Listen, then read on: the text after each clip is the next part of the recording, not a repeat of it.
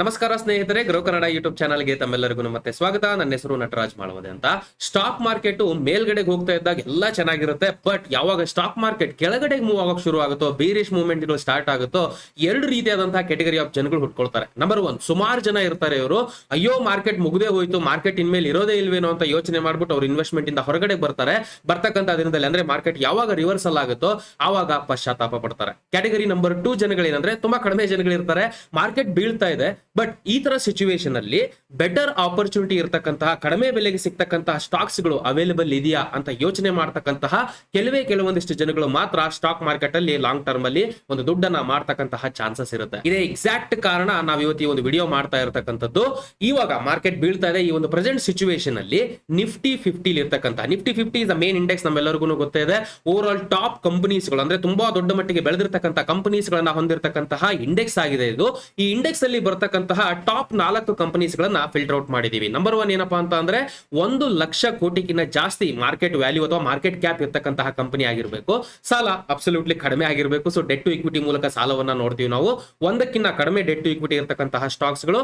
ಅಷ್ಟೇ ಅಲ್ಲ, return on equity 15% ಗಿನ್ನ ಜಾಸ್ತಿ ಇರಬೇಕು. ಹಾಗೆ 500 ರೂಪಾಯಿಗಿನ್ನ ಕಡಿಮೆಗೆ ಶೇರಿನ ಬೆಲೆ ಇರತಕ್ಕಂತಹ ಟಾಪ್ 4 ಕಂಪನೀಸ್ ಗಳು ನಿಫ್ಟಿ 50 ಲಾರ್ಜ್ ಕ್ಯಾಪ್ ಸ್ಟಾಕ್ಸ್ ಗಳನ್ನ ಇವತ್ತು ನಾನು ನಿಮ್ಮ ಹತ್ರ ಡಿಸ್ಕಷನ್ ಮಾಡಕ್ ಹೋಗ್ತಾ ಇದ್ದೀನಿ. ಮುಂದುವರೆದಕ್ಕಿಂತ ಮುಂಚೆ ಇನ್ ಕೇಸ್ ನಿಮ್ಮಲ್ಲಿ ಯಾರಾದ್ರೂ ಮೊದಲನೇ ಬಾರಿಗೆ ನಮ್ಮ ವಿಡಿಯೋಸ್ ಗಳನ್ನ ನೋಡ್ತಾ ಇದ್ರೆ ದಯವಿಟ್ಟು ಚಾನಲ್ ನ ಸಬ್ಸ್ಕ್ರೈಬ್ ಮಾಡ್ಕೊಳ್ಳಿ. ಹಾಗೆ ಬೆಲ್ ಐಕಾನ್ ಅನ್ನು ಕೂಡ ಕ್ಲಿಕ್ ಮಾಡಿ. ನಮ್ಮ ಕಡೆಯಿಂದ ಸ್ಟಾಕ್ ಮಾರ್ಕೆಟ್ ಹಾಗೆ ಫಿನಾನ್ಸ್ ಅಪ್ಡೇಟ್ಸ್ ಗಳು ರೆಗ್ಯುಲರ್ ಆಗಿ ನಾವು ಅಪ್ಡೇಟ್ ಮಾಡಿದ ತಕ್ಷಣ ನಿಮಗೆ ಸಿಗಬೇಕು ಅಂತಂದ್ರೆ. So let's get started. ಮೊದಲನೇದಾಗಿ ಕ್ರಿಟಿಕಲ್ ಇನ್ಫಾರ್ಮೇಶನ್ ಏನಪ್ಪಾ ಅಂದ್ರೆ ಎನಿ ಡೇಟಾ, ನಾನು ಏನೇನೆಲ್ಲ ಡೇಟಾ ಹೇಳಕ್ ಹೋಗ್ತಾ ಇದ್ರು ನಂಬರ್ಸ್ ಗಳಲ್ಲಿ 17 ಜೂನ್ 2022ಕ್ಕೆ ಸಂಬಂಧಪಟ್ಟಿರ್ತಕ್ಕಂಥದ್ದು ಆಗಿರುತ್ತೆ. ಸೊ ನೀವು ಮೇ ಬಿ ಸ್ವಲ್ಪ ಡಿಲೇ ಆಗ್ಬೋದು, ಬಟ್ ಈ ಒಂದು ಡೇಟ್ಗೆ ಸಂಬಂಧಪಟ್ಟಿರ್ತಕ್ಕಂತಹ ಡೇಟಾ ಇದಾಗಿರುತ್ತೆ. ನಮ್ಮ ಲಿಸ್ಟ್ ಅಲ್ಲಿ ಇರ್ತಕ್ಕಂತಹ ಮೊದಲನೆಯ ಕಂಪನಿ ಬಂದು ವಿಪ್ರೋ. ಸೊ ವಿಪ್ರೋ ನಮ್ಮೆಲ್ಲರಿಗೂ ಆಲ್ರೆಡಿ ಗೊತ್ತಿದೆ, ಪರಿಚಯ ಇರತಕ್ಕಂತಹ ನೇಮು. ಐಟಿ ಇಂಡಸ್ಟ್ರಿಯಲ್ಲಿ one of the major player ಅಂತಾನೆ ಹೇಳ್ಬೋದು. ಭಾರತದಲ್ಲಿ 4ನೇ ಸ್ಥಾನದಲ್ಲಿ ಇವತ್ತಿನ ಮಟ್ಟಿಗೆ ಇರುತ್ತೆ. 3ನೇ ಸ್ಥಾನದಲ್ಲಿ ಅಫ್ಕೋರ್ಸ್ ಇನ್ಫೋಸಿಸ್ ಇರಬಹುದು, TCS ಇರಬಹುದು, ಹಾಗೆ HCL ಟೆಕ್ನಾಲಜೀಸ್ ಬರುತ್ತೆ. ಬಟ್ 4ನೇ ಒಂದು ಮೇಜರ್ ಸ್ಥಾನದಲ್ಲಿ ಗ್ಲೋಬಲ್ ಐಟಿ ಪ್ರೊವೈಡ್ ಅಥವಾ ಐಟಿ ಸರ್ವಿಸಸ್ ಗಳನ್ನ ಪ್ರೊವೈಡ್ ಮಾಡತಕ್ಕಂತಹ ಕಂಪನಿ ವಿಪ್ರೋ ಆಗಿರುತ್ತೆ. ನೋ ಡೌಟ್ ಇವರಿಗೆ ಬರ್ತಕ್ಕಂತಹ 97% ನಷ್ಟು ಓವರ್ ಆಲ್ ಬಿಸ್ನೆಸ್ ಏನಿದೆಯೋ ಅದು ಐಟಿ ಸರ್ವಿಸಸ್ ಗಳಿಂದ ಬರುತ್ತೆ. ಲೈಕ್ ಡಿಜಿಟಲ್ ಸ್ಟ್ರಾಟಜಿ ಅಡ್ವೈಸರಿ ಆಗಿರಬಹುದು ಅಥವಾ ಕಸ್ಟಮರ್ ಸೆಂಟ್ರಿಕ್ ಡಿಸೈನ್ ಆಗಿರಬಹುದು. ಈ ರೀತಿಯಾದಂತಹ ಐಟಿ ಸರ್ವಿಸಸ್ ಗಳನ್ನ ಮೇಜರ್ ಆಗಿ ಇವತ್ತಿನ ಮಟ್ಟಿಗೆ ಈ ಕಂಪನಿ ಕೊಡ್ತಾ ಇರುತ್ತೆ ಗ್ಲೋಬಲ್ ವೈಸ್ ಅಲ್ಲಿ ಅಂತ ಹೇಳೋದಾದ್ರೆ. ಸದ್ಯದ ಮಟ್ಟಿಗೆ ಶೇರಿನ ಬೆಲೆ ಬಂದು 405.2 ಟ್ರೇಡ್ ಆಗ್ತಾ ಇರುತ್ತೆ. ಕಂಪನಿಗೆ ಇರತಕ್ಕಂತಹ ಮೇಜರ್ ಸ್ಟ್ರೆಂತ್ ಅಥವಾ ಒಂದು ಬಲ ಅಂತ ಹೇಳೋದಾದ್ರೆ ಇವ್ರಿಗೆ ಇರತಕ್ಕಂತಹ ಡೈವರ್ಸಿಫಿಕೇಶನ್. ಒಂದೇ ಕಡೆಗೆ ಅಥವಾ ಒಂದೇ ಒಂದು ಏರಿಯಾದಲ್ಲಿ ಮಾತ್ರ ಇವರು ಫೋಕಸ್ ಮಾಡ್ತಿಲ್ಲ. ಐಟಿ ಸರ್ವಿಸಸ್ ಅಲ್ಲಿ ಬರ್ತಕ್ಕಂತಹ ಡಿಫರೆಂಟ್ ಸೆಕ್ಟರ್ಸ್ ಗಳಲ್ಲಿ ಈ ಕಂಪನಿ ಇವತ್ತಿನ ಮಟ್ಟಿಗೆ ಕೆಲಸ ಮಾಡ್ತಾ ಇದೆ.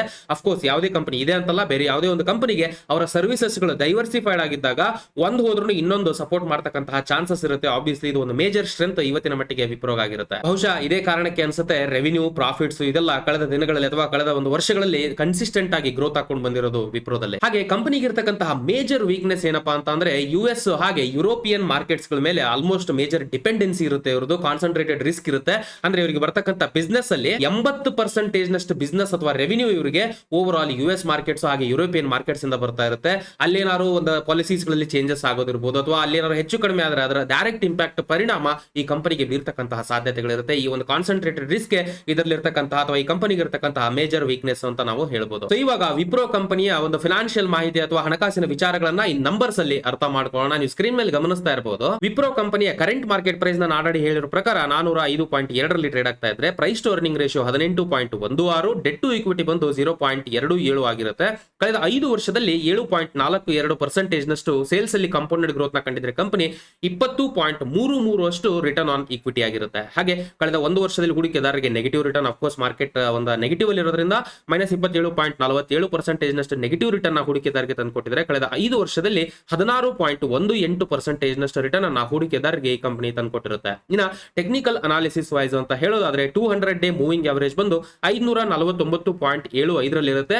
ಅದಕ್ಕೆ ಅಂದ್ರೆ ಪ್ರೆಸೆಂಟ್ ಮಾರ್ಕೆಟ್ ಪ್ರೈಸ್ ಗೆ ನಾವು ಕಂಪೇರ್ ಮಾಡಿ ನೋಡೋದಾದ್ರೆ 405 ಈ ಒಂದು 200 DMA ಗಿನ ಕೆಳಗಡೆ ಇರೋದ್ರಿಂದ ನೆಗೆಟಿವ್ ಡೈರೆಕ್ಷನ್ ಅಲ್ಲಿ ಅಥವಾ ನೆಗೆಟಿವ್ ಒಂದು ಟ್ರೆಂಡ್ ಅಲ್ಲಿ ಸದ್ಯದ ಮಟ್ಟಿಗೆ ವಿಪ್ರೋ ಇರೋದನ್ನ ನಾವು ಇಲ್ಲಿ ಗಮನಿಸಬಹುದಾಗಿರುತ್ತೆ. ಇನ್ನ RSI 14, so basically relative strength index ಏನಿದೆ ನಾವು ಆಲ್ರೆಡಿ ಹೇಳಿದ ಎರಡು ರೀತಿಯಲ್ಲಿ ನೋಡಬಹುದಾಗಿರುತ್ತೆ. ಈ ಪ್ರೆಸೆಂಟ್ ಸಿಚುವೇಶನ್ ಅಂತ ಹೇಳೋದಾದ್ರೆ 23.3 RSI ಆಗಿರುತ್ತೆ.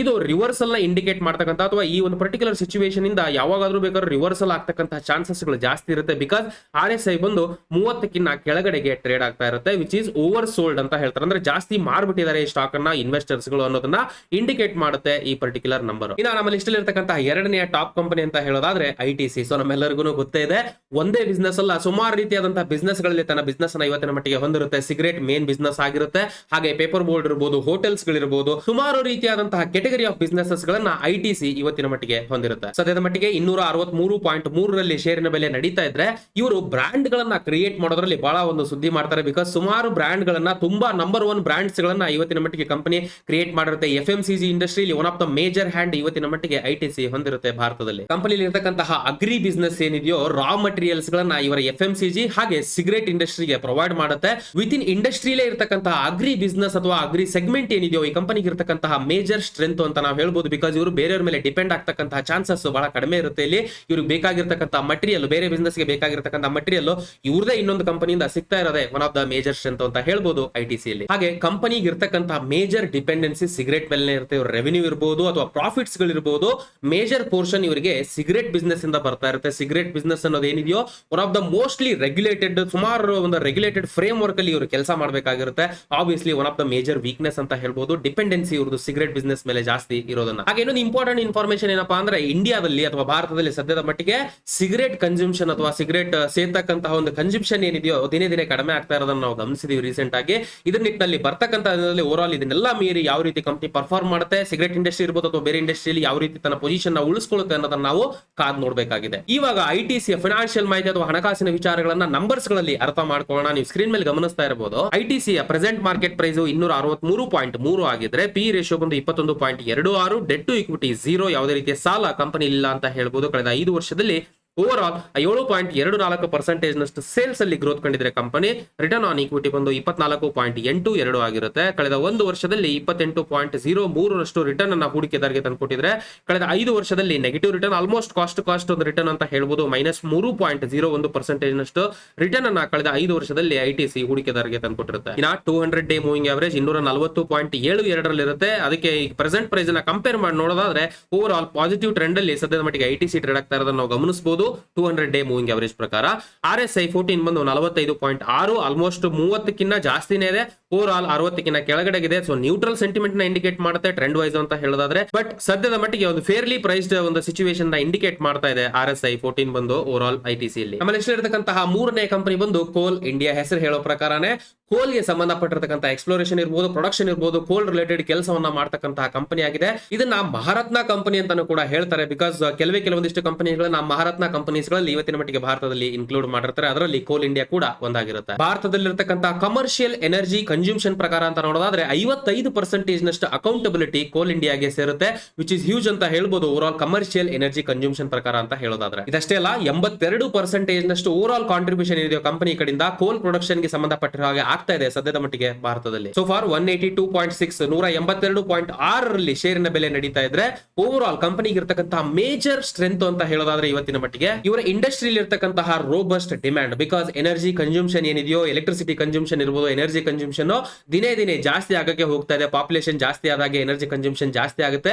ಇದಕ್ಕೆ ನಾವು ರೋಬಸ್ಟ್ ಡಿಮ್ಯಾಂಡ್ ಅಂತ ಹೇಳ್ಬೋದು. So over all robust demand ಏನಿದೆ ಇಂಡಸ್ಟ್ರಿಗೆ ಇರ್ತಕ್ಕಂಥದ್ದು ಈ ಕಂಪನಿಗೆ ಸಿಗ್ತಕ್ಕಂತಹ ಮೇಜರ್ ಅಡ್ವಾಂಟೇಜ್ ಆಗಿರುತ್ತೆ. ನಿರೀಕ್ಷಣೆಗಳ ಪ್ರಕಾರ ಫಿನಾನ್ಷಿಯಲ್ ಇಯರ್ 2040 ಒಳಗಡೆಗೆ ಕೋಲ್ ಡಿಮ್ಯಾಂಡ್ ಏನಿದೆಯೋ 1250ರಿಂದ 1500 ಮಿಲಿಯನ್ ಟನ್ಸ್ ಗೆ ರೀಚ್ ಆಗ್ತಕ್ಕಂತಹ ಸಾಧ್ಯತೆಗಳಿರುತ್ತೆ, ವಿಚ್ ಇಸ್ ಆಲ್ಸೋ ಹ್ಯೂಜ್. ಅದು ಒಂದು ಒಳ್ಳೆಯ ಒಂದು ಆಪರ್ಚುನಿಟಿ ಆಗಿರುತ್ತೆ ಈ ಕಂಪನಿಗೆ ನೋಡೋದಾದ್ರೆ. ಇದಷ್ಟೇ ಅಲ್ಲ, ಎನರ್ಜಿ ಕನ್ಸ್ಯೂಮ್ಷನ್ ವೈಸ್ ಕೂಡ 2040 ಒಳಗಡೆಗೆ ಈಗ ಸದ್ಯಕ್ಕೆ ಏನು ಡಿಮ್ಯಾಂಡ್ ಇದೆಯೋ ಅದು ಡಬಲ್ ಆಗಕ್ಕೆ ಹೋಗ್ತಾ ಇದೆ ಅನ್ನೋ ಒಂದು ನಿರೀಕ್ಷಣೆಗಳು ಕೂಡ ಇರುತ್ತೆ. ಈ ಎಲ್ಲಾ ಮಾಹಿತಿಗಳು ಏನಿದೆಯೋ ಈ ಕಂಪನಿಗೆ ಇರತಕ್ಕಂತ ಒಂದು ಮೇಜರ್ ಸ್ಟ್ರೆಂತ್ ಆಗಿ ಕನ್ವರ್ಟ್ ಆಗುತ್ತೆ. ಬಿಕಾಸ್ ಇವರು ಆಲ್ರೆಡಿ ಒಂದು ಮೇಜರ್ ಮಾರ್ಕೆಟ್ ಪೊಸಿಷನ್ ಅನ್ನ ಈ ಒಂದು ಪರ್ಟಿಕ್ಯುಲರ್ ಪ್ಲೇಸ್ ಅಲ್ಲಿ ಹೊಂದಿರ್ತಾರೆ. ಹಾಗೆ ರೀಸೆಂಟ್ ಸುದ್ದಿ ಪ್ರಕಾರ ಓವರ್ ಆಲ್ ಕೋಲ್ ಇಂಡಿಯಾ ಇವರು ಆಲ್ರೆಡಿ ಇನ್ವೆಸ್ಟ್ ಮಾಡಿರ್ತಕ್ಕಂಥ ಕಂಪನಿ ಏನಿದೆಯೋ ಭಾರತ್ ಕೋಕಿಂಗ್ ಕೋಲ್ ಲಿಮಿಟೆಡ್ ಅಂತ ಹೇಳ್ಕೊಂಡು, ಸೊ ಬೇಸಿಕಲಿ ಸದ್ಯಕ್ಕೆ ಅನ್ಲಿಸ್ಟೆಡ್ ಕಂಪನಿ ಇದು. ಈ ಕಂಪನಿಲಿ 25% ನಷ್ಟು ಸ್ಟೇಕ್ ಅನ್ನ ಡೈವೆಸ್ಟ್ ಮಾಡಬೇಕು ಅಥವಾ ಹೊರಗಡೆ ಬರಬೇಕು ಅನ್ನೋ ಒಂದು ಡಿಸಿಷನ್ ಕೂಡ ಸದ್ಯದ ಮಟ್ಟಿಗೆ ನಾವು ಗಮನಿಸಬಹುದು ಕೋಲ್ ಇಂಡಿಯಾದಲ್ಲಿ. ಸೊ ಇವಾಗ ಫಿನಾನ್ಷಿಯಲ್ ಮಾಹಿತಿಯನ್ನ ಅರ್ಥ ಮಾಡ್ಕೊಳ್ಳೋಣ. ಕೋಲ್ ಇಂಡಿಯಾ ಸದ್ಯದ ಮಟ್ಟಿಗೆ 182.6 ಇದರಲ್ಲಿ ಟ್ರೇಡ್ ಆಗ್ತಾ ಇದ್ರೆ ಪಿ ರೇಷಿಯೋ ಬಂದು 6.48, ಡೆಟ್ ಟು ಇಕ್ವಿಟಿ ಬಂದು 0.08, ಹಾಗೆ ಕಳೆದ 5 ವರ್ಷದಲ್ಲಿ 7.02% ನಷ್ಟು ಸೇಲ್ಸ್ ಅಲ್ಲಿ ಕಂಪೌಂಡೆಡ್ ಗ್ರೋತ್ ನ ಕಂಡಿದ್ರೆ ಕಂಪನಿ. ರಿಟರ್ನ್ ಆನ್ ಇಕ್ವಿಟಿ ಸದ್ಯದ ಮಟ್ಟಿಗೆ 43.58 ಆಗಿರುತ್ತೆ. ಕಳೆದ 1 ವರ್ಷದಲ್ಲಿ ಹೂಡಿಕೆದಾರರಿಗೆ 24.76% ನಷ್ಟು ರಿಟರ್ನ್ ತಂದುಕೊಟ್ಟಿದ್ರೆ ಕಂಪನಿ.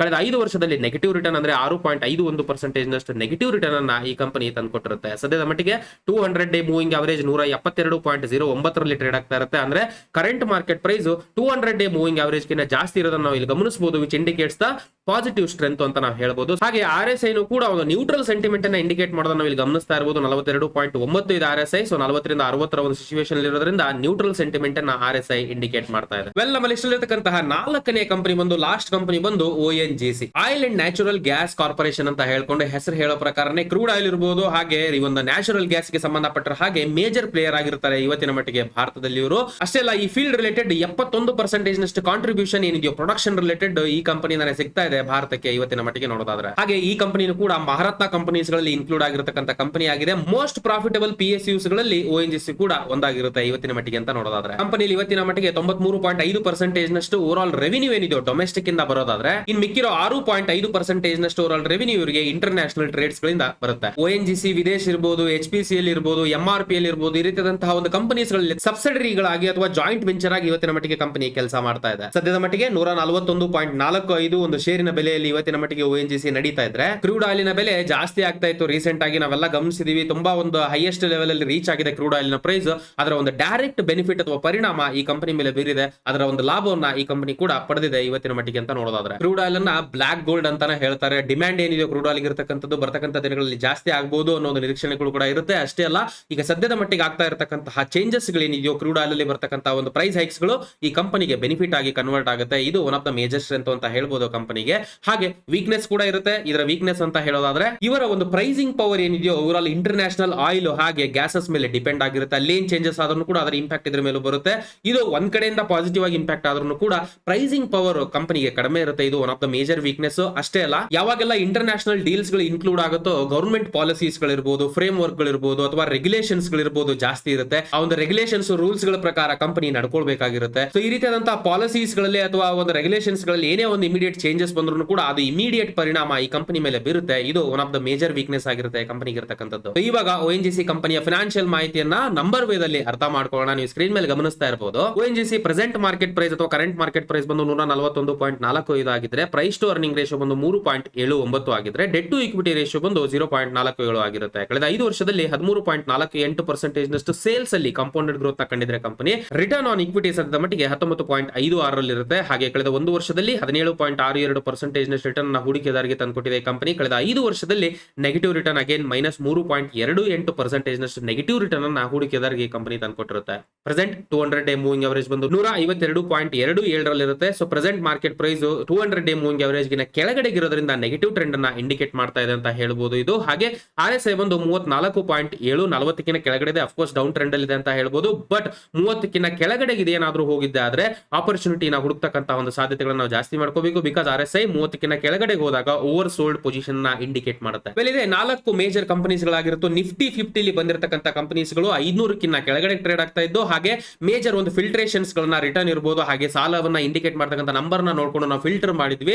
ನಾವು ಇಲ್ಲಿವರೆಗೂ ಕೊಟ್ಟಿರ್ತಕ್ಕಂತ ಮಾಹಿತಿ ನಿಮ್ಗೆ ಇಷ್ಟ ಆಗಿದೆ ಅಂತ ಭಾವಿಸ್ತೀನಿ. ವಿಡಿಯೋ ಇಷ್ಟ ಆದಲ್ಲಿ ವಿಡಿಯೋನ ಲೈಕ್ ಮಾಡಿ, ಹಾಗೆ ನಿಮ್ಗೆ ಗೊತ್ತಿರತಕ್ಕಂಥವರಿಗೆ ಶೇರ್ ಮಾಡಿ. ಈ ರೀತಿಯಾದಂತಹ ಮಾಹಿತಿಗಳು ಕನ್ನಡದಲ್ಲಿ ಕನ್ನಡಿಗರಿಗೆ ಇವತ್ತಿನ ಮಟ್ಟಿಗೆ ದೊರೆಯಬೇಕಾಗಿದೆ. ಇನ್ ಕೇಸ್ ನಿಮ್ಮಲ್ಲಿ ಯಾರಾದ್ರೂ ಮೊದಲನೇ ಬಾರಿಗೆ ನಮ್ಮ ವಿಡಿಯೋಸ್ ಗಳನ್ನ ನೋಡ್ತಾ ಇದ್ರೆ ದಯವಿಟ್ಟು ಚಾನಲ್ ಸಬ್ಸ್ಕ್ರೈಬ್ ಮಾಡ್ಕೊಳ್ಳಿ. ನಮ್ಮ ಕಡೆಯಿಂದ ರೆಗ್ಯುಲರ್ ಅಪ್ಡೇಟ್ಸ್ ಗಳು ವಿತ್ ಪ್ರಿಯಾರಿಟಿ ನಾವು ಅಪ್ಲೋಡ್ ಮಾಡಿದ ತಕ್ಷಣ ವಿಡಿಯೋನ ನಿಮಗೆ ಸಿಗಬೇಕು ಅಂತ ಅಂದ್ರೆ, ನಾನು ಇಲ್ಲಿವರೆಗೂ ಕೊಟ್ಟಿರ್ತಕ್ಕಂಥ ಮಾಹಿತಿ ಎಜುಕೇಶನಲ್ ಪರ್ಪಸ್ ಗೆ ಮಾತ್ರ, ಯಾವುದೇ ರೀತಿಯ ಬೈಸಲ್ ರೆಕಮೆಂಡೇಶನ್ಸ್ ಅಲ್ಲ. ಯಾವುದೇ ಹೂಡಿಕೆಯನ್ನ ಮಾಡೋದಕ್ಕಿಂತ ಮುಂಚೆ ಪ್ರಾಪರ್ ಆಗಿ ಅನಲೈಸ್ ಮಾಡಿ ಡಿಸಿಷನ್ಸ್ ಗಳನ್ನ ತಗೊಳ್ತಕ್ಕದ್ದು. Because stock market investments are subject to market risk. ಇಷ್ಟು ಹೇಳ್ತಾ ಈ ವಿಡಿಯೋನ ಇಲ್ಲಿಗೆ ಮುಗಿಸ್ತಾ ಇದ್ದೀನಿ. ಮತ್ತೆ ನಿಮಗೆ ನೆಕ್ಸ್ಟ್ ಇನ್ನೊಂದು ಇಂಟ್ರೆಸ್ಟಿಂಗ್ ವಿಡಿಯೋದಲ್ಲಿ ಸಿಗ್ತೀನಿ. ಅಲ್ಲಿವರೆಗೂ ಜೈ ಹಿಂದ್.